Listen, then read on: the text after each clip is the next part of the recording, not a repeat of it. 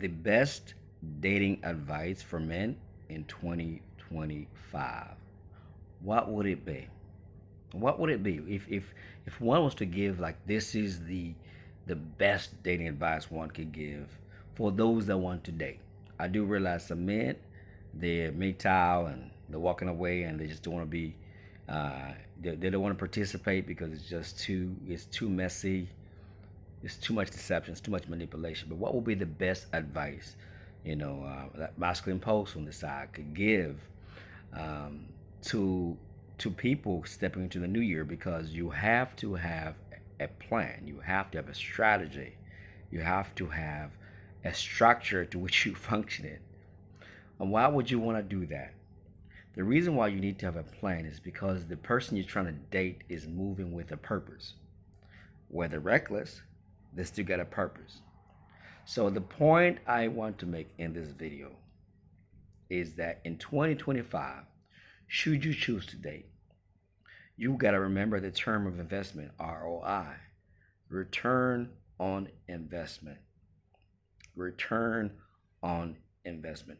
We've heard many videos of ladies saying, they just went on a date with the guy just for food. He was not interested. You hear women brag about how a man is in the DM and they never talk to him. He's just talking to himself. Hey, queen, how you doing? He talking to himself, and the man is still there. And then she finally gives him a chance, and he goes out and spends a whole lot of money. That is dumb. Men, we're so logical when it comes to ourselves when we're dealing with each other as men. When we're purchasing things, when you're buying a car, especially if you're buying a second-hand car, you want to make sure that the engine is good. You want to make sure that that car was never in an accident or a flood, or in a crash, severe crash. You check everything. You take it to the mechanic to have a look over. We're so thorough and careful because we do not want to spend our hard-earned money on something that is going to bring us. We don't want to spend our hard-earned money for something that is deemed as valuable to us. That's just going to cause problems. That's what a vehicle can do. If you spend $5,000 to $10,000 on a vehicle, and then you find out that everything that you thought was good about it is actually bad, that thing is going to cause you way more hassle and stress, and you lost money to do it. You actually bought that problem. You purchased that issue. So the problem that we have as men when it comes to women is we allow the deception to sit in our hearts.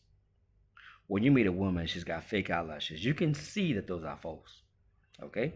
Or she got makeup on. You can see that that's false. We do not demand that can you remove all of that so we can see what you're about? We don't expect that of them. So it's now normalized to see a woman with fake hair and everything aesthetically speaking false.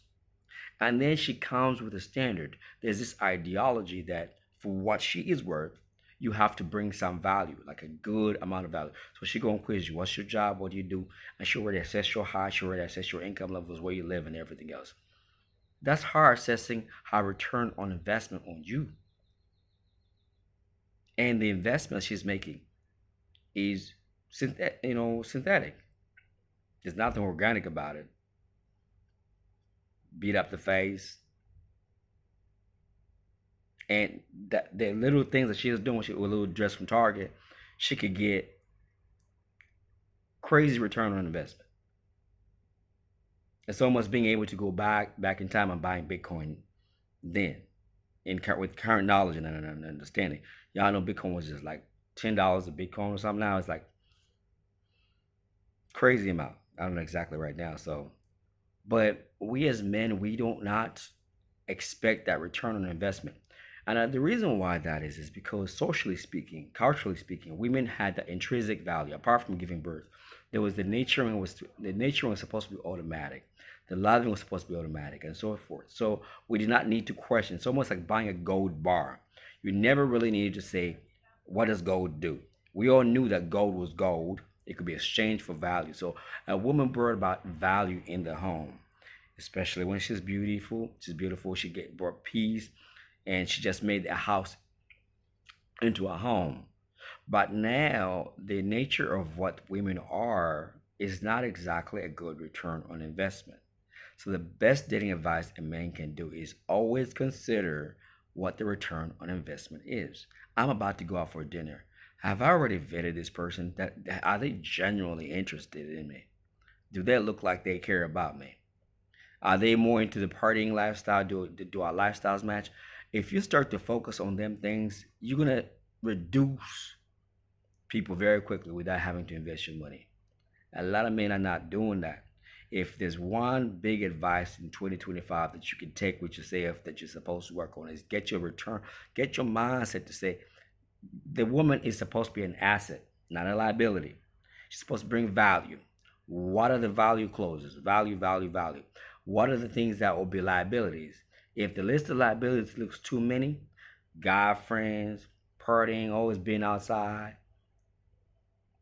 dressing promiscuous, very promiscuous in terms of dress, social media usage, just have a list of the things that are deal breakers in your head and operate with them as your return on investment. So then what's your return on investment? Oh, this woman, she's good at this, she's going to help me with this, and so forth.